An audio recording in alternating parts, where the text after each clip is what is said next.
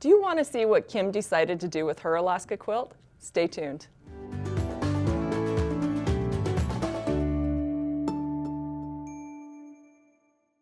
Welcome to Watch and Learn. I'm Kristina Whitney and I'm Kim Sandberg. And we are going to continue the journey of the Alaska quilt Kim edition. Yes. With orange. With orange, not blue. No. Well, there's a little bit of blue. Yeah. So. Yeah. Okay, so in part one, you were trying to decide on your designs and what you were going to do. So tell us. The suspense is killing me. Drum roll. Well, first of all, I'm actually going to make everybody wait just a minute longer. I want to talk about my mini here in the back. So first of all, as everybody can see, this was, I pieced this together with all the extra pieces from this pattern. It actually has you piece more like parts than what the pattern actually calls for. Do you remember, you had yours left over. What did you do with yours? I made one for my blues quilt. That's right. That's right. So you could see it in some of those previous videos. That's right. I was trying to remember where your extra block ended up. So I put mine together, and just so everybody knows, this does not follow any layout in the Alaska pattern. I just laid out the pieces that I had left and found a way that I liked it and then put it together just with the fabric I had. So let's take a look at the designs I decided to put on this. So I used the pattern that was made for Pro Stitcher Patterns, that is the Alaska quilt, the whole cloth is what it is. And I shrunk it down so that it would fit in here, and I had a lot of fun with it. But by the time I got done stitching it out on the mini, I thought, you know what, I don't want to do this on my big quilt because I had already done it once. Yeah. So, but I'm very happy with how this turned out. It was a fun challenge because the parts and pieces of the design, there are no blocks, and so making everything fit was kind of interesting. Oh. But I used designer, and I actually started it and quilted it from the center out. But I really like the way it turned out, and it'll be a fun quilt just to have hanging on the wall. So, do you know how many different pieces were in the design from Pro Stitcher Patterns?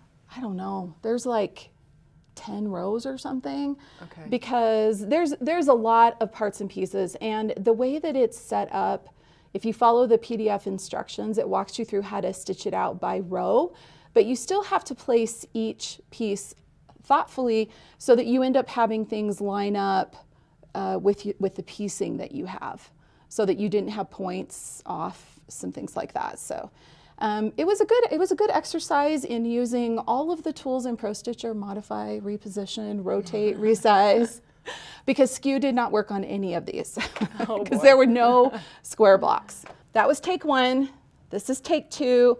In the last episode, my last episode talking about it, I had my two different options of how to quilt, and I decided on, drum roll, this one. So I chose the one that has a little bit of a simpler layout. Okay. So I'm going to call this semi-custom. I mean, it's still custom, but I used a Pro Stitcher pattern. I picked one free motion pattern, and then I did Stitch in the Ditch with some echo throughout the whole thing.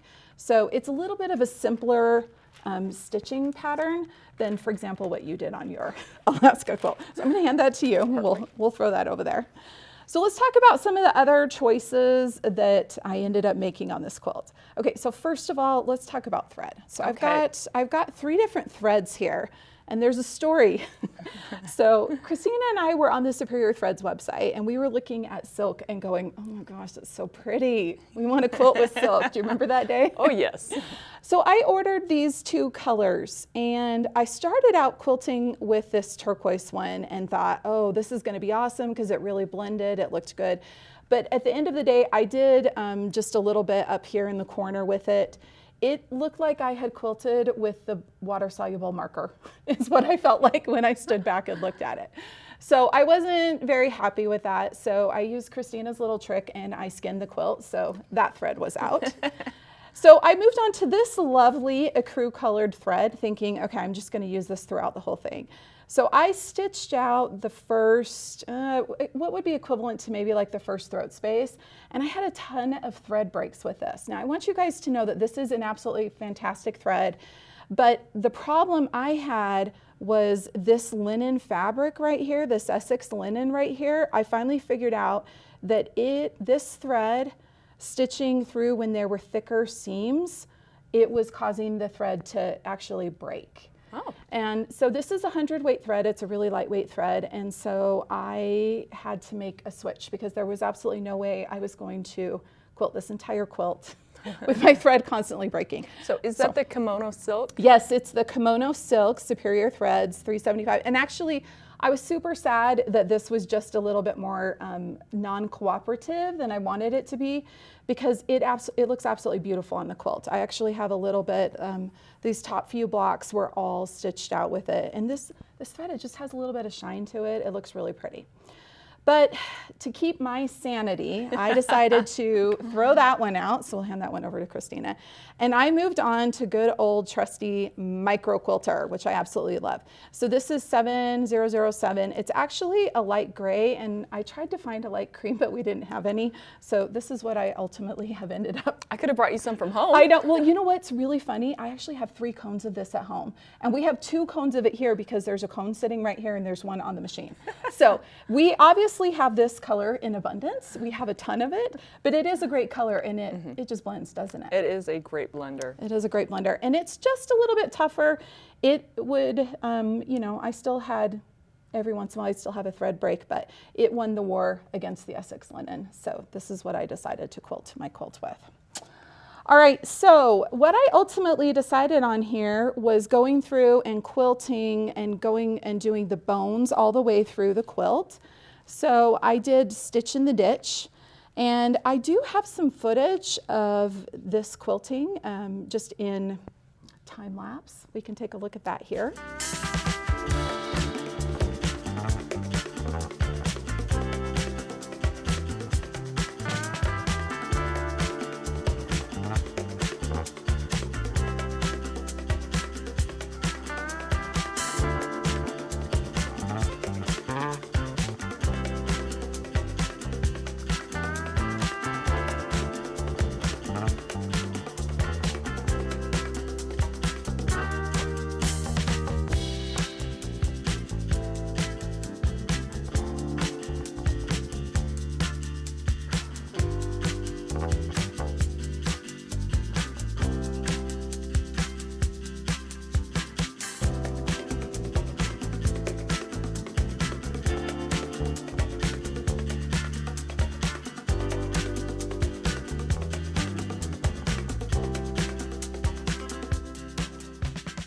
So I went through and did the bones on the entire quilt first. I followed the usual, isn't that like our usual MO? So I went through and did that. But one of the things I did have to do is do some extra markings on my ruler. So I used the skinny straight, and I just wanted to show you guys this. So if we come over here to the very edge of the quilt, I wanted to have this quilting come off the edge as if I was just continuing that same piece, and not treat the border any different. I wanted the design just to go all the way. Well, I had to do some markings out here. And the tricky one was getting this line to stay straight right here and then coming in at this point. Lining this point up here was really easy because I could just take my ruler and line up a straight line against the seam here and then go from the center of the block out and then mark that one with my trusty water-soluble pen. So that one was easy, but finding this one right here, this point right here was a bit, you know, me and math, we don't do well. So what I did was I actually marked using a Sharpie on the ruler because it wears a little bit longer, and I just made little marks on the right side of the ruler so I don't have any worries about it potentially rubbing against my quilt, rubbing off. And I just marked that so that I could line it up with a straight line there, come out, make the mark, and then go ahead and stitch out. So that was one of my fun little things. I had to do that. Normally when I quilt at home, I use washi tape to make marks on here, but I didn't have any, so trusty Sharpie. And Sharpie's great because you can wipe it off with like rubbing alcohol wipes. Exactly. So, you know what? I probably would have taken a cutting ruler, a square ruler. to mark that corner? I thought about it, but I didn't want to have different rulers to use. And so this way I was able to just take and mark it and then use the same one to go ahead and stitch with. Yep, that's so perfect. I was doing that. And I essentially did a stitch in the ditch around this, this section. I don't even want to call it a block. It's just part of the quilt. It's part of the piecing. I did that all the way through. And then I did a 1/4 inch around it. Just a 1/4 inch away, meaning that when I did my second set of stitching, I just put the ruler right on top of the stitch line and then stitched out with my ruler foot. So that was my design number 1. Okay. Since we're working over in this area, see where your hand is? Let's tell everybody what batting you used. Okay, yeah, let's take a look at that. So I decided to use 80/20 on the bottom and wool on the top, because this quilt is having a lot of time and effort put into it. So it is definitely going to be hung on a wall and admired, at least by me, for a period of time. And when I eventually put this into use in my house, honestly, it'll probably be a quilt that ends up being like folded on the end of a bed or something like that. So I wanted that extra loft. Perfect. Kind of fun. Okay, so I totally interrupted you. No, you're so totally you finished fine. Design number 1. Finished design number 1, and then I decided to go back and actually do some free motion quilting. So I'm doing a wishbone throughout inside all of these, throughout the entire quilt. I actually decided to just do 3 designs throughout this entire quilt. I think that's kind of why I'm calling it semi-custom. So I have the wishbone, which goes really fast, although it is definitely, the first few ones that I did, it's an exercise in, okay, I have to make my wishbones all go this way, and then when I get here, I have to turn and make my wishbones all go this way. So it's a little bit, the first few, it was a little bit of trial and error to make it work out the way I wanted it to, but I'm actually pretty happy with it. Did you find yourself turning your body so you would stitch like this and then move your body the other side and stitch like that? Yes. As a matter of fact, I have some time lapse of me doing exactly that, so we can take a look at that here.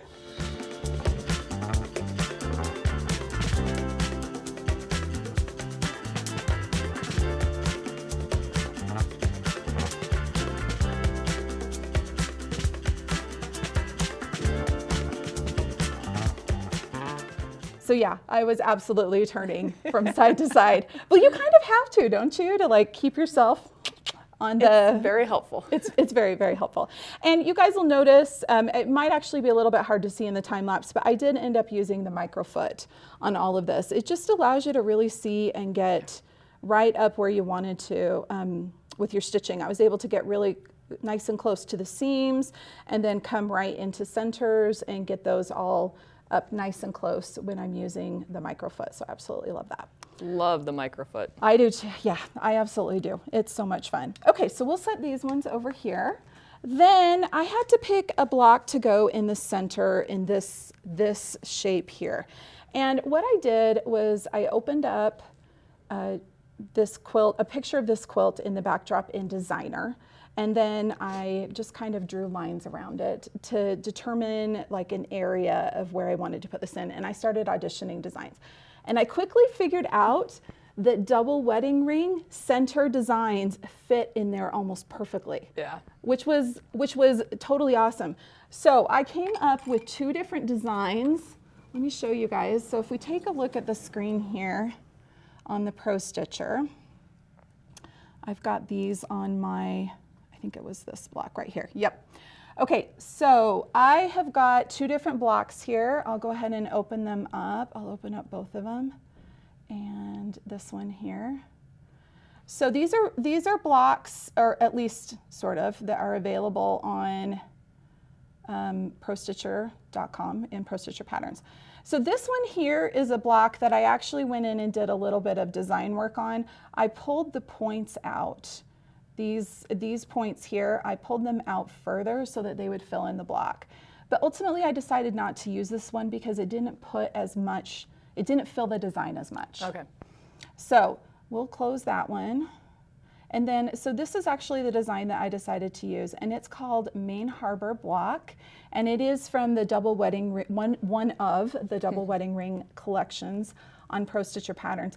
And the really awesome thing is, all I've had to do is resize it and maybe slightly rotate it to make it be able to fit perfectly inside my area. So that was great because I was trying to get this done quickly on a Friday night at like 4:55. So it worked out perfectly. But yeah, that's the design I have decided to quilt, and we can actually take a look at it. I've got some stitched out right here, and it turned out beautifully. I'm really, really happy with how it looks. One of the reasons why I picked this design is it didn't have any stitching right in the center. Yeah, you can see it really well over here on this dark blue one. Yeah, oh yeah, I didn't think of that. You can take a look at that one. You can see my thread there. And I wanted that because I know from past experience when I have stitched blocks over something like this and there's a point that everything comes into in the center, sometimes you have problems with your thread breaking or a thread buildup or things kind of move from side to side. So I purposefully picked a design that did not have any stitching in the center. So that's very smart. Yeah, and depending on what foot you've got on, sometimes it'll catch. The microfoot, I know from when I did mine, it had a hard time going over a lot of those sections where there was a lot of buildup. So exactly. Excellent. And for, speaking of feet, and so for when I'm stitching with the Pro Stitcher, I've been using the glide foot on all of this part right here. And I'm using the same block throughout the entire quilt. I've even got up here, you can see I've just taken it and I've just cropped it so that it is the half block. I didn't even realize that's what you'd done up there. Yep, I'm using just 3 designs throughout this entire quilt. I'm trying to keep it a little bit simpler, but I still feel like it's gonna have that, you know, it's still gonna have a custom fill because, yeah, it took me an entire day just to do the bones, to stitch all the bones. Granted, that was with a lot of interruptions, but you know, it's all good. Yeah. Okay, so you've gone through the whole quilt. Did your stitch in the ditch? Did you did the echo throughout the whole thing also? Yes, yes, I did both of those at the same time. Okay, and then you're doing your wishbone, and then the main harbor block. Okay. Yep, throughout and the you'll whole continue that throughout the entire quilt. Yep, exactly. Oh, this is going to be fabulous. Yeah, I am really excited to get it finished. And then in the next episode, I really want to concentrate on finishing.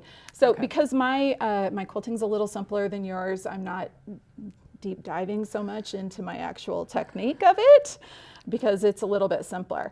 Now, just a note, I did use a Pro Stitcher block in here, but you could absolutely use a stencil. And there are a lot of really fun stencils out there that fit in that double wedding ring space. So just know that if you wanted to do something similar, free motion, you could absolutely look for a stencil that is made for the center part of a double wedding ring. And chances are you won't have to modify it very much to make it fit really easily in this space. So very true. You could also purchase this design and print it out as a stencil if you wanted this exact design. Exactly. So yeah, lots of fun options out there. Yeah, yeah. So. Well, that's what I've got today. I actually still have a little bit of quilting to get done here. And then my next episode, like I said, is going to be more about finishing. So stay tuned for that. The suspense continues. I know. So thank you for joining us today. Watch for part 3 coming out. And make sure you like and subscribe and have fun quilting.